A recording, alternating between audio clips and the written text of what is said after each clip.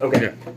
So MSPs. So an MSPE is basically a evaluation of what you did during your clerkships. Okay. Right. So in terms of the surveys that were conducted by for program directors, usually these come from it's older data, so it's 2014, 2015, things like that. They asked program directors to list what they think is important to choose an applicant. Well, obviously, interview is number one, okay? But outside of that, the rest is what gets you to the interview. So everything on paper is wonderful, right? If you're smart, you do well on the test.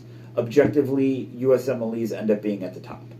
And that's because everyone takes the same test, so you can kind of, measure a stick against a stick kind of thing. It's not apples, oranges, If you did well and the other person didn't, well, that just tells you that you at least understood the material versus the other person. Now, that's maybe not entirely true. You could just be a lucky test taker and that's it, but it's the only objective measure we have.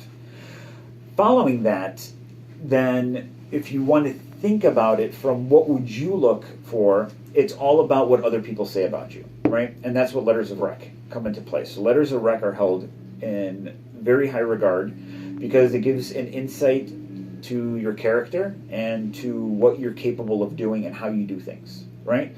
So it's basically that I see your application, your scores are great, awesome, you're there, but how do I differentiate you between the other person? I want to see what people that are my peers said about you when they worked with you. Did they say that you were stellar? Did they say that you were average? Did they say anything at all, right? And this is where letters of recommendation can make or break somebody. So I want to know what other people say about you as a person, because remember, once you get to the interview is responsible for three things. It wants to show you that you're not crazy, right? You may be a great test taker, but you might be a terrible human being, so the interview will show that. The interview will show if you're capable of playing well with others, so if you're going to be helping your group or you're going to be throwing them under the bus. And then three, do you have any professional or emotional maturity? Right? That's what the interview is going to decipher. But to get there, I want to see that somebody else thinks highly of you. And that's when I go with what the letters of rec. Finally, personal statement. Because personal statement is your opportunity to tell me about how you are as a person. Again, I know what your scores are. I don't need you to rewrite that in your personal statement. I want to see what else makes you a better human being and what makes you a better candidate than the next person. And that has to do with personal experiences. Right? That's what you write in your personal statement. You write about something that makes you who you are, right? And that's the goal. Outside of those, then it falls into, more objective measures again. So you have your MSP and your transcripts. So transcripts from your school varies because not every school is on the same grading system. Some are on a numerical system, 1 through 5. Some are on a letter system, A through F. And some are just pass-fail. And then you really don't get any sort of distinction until you get into your electives. And if, other than that, you get pass-fail plus some sort of comment. So it'd be nice to see that, you did well or you had honors, because a lot of the pass-fail schools will do pass-fail or honors, or some sort of distinction. But again, I want to see, it's objective, it's great, but I want to see how you did in your rotation. So MSPE does take that little step above.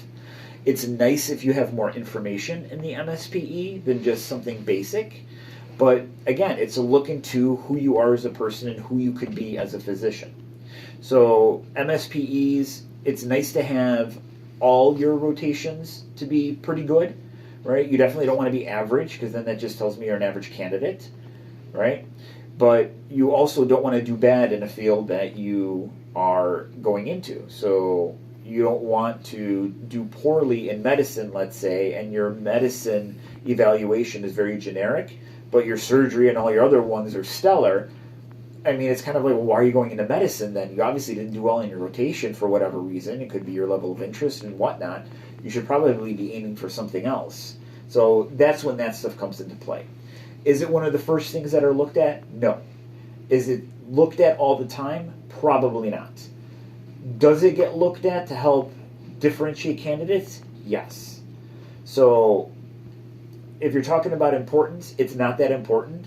But if you're talking about a tiebreaker, it can be used to make or break in terms of getting an interview request.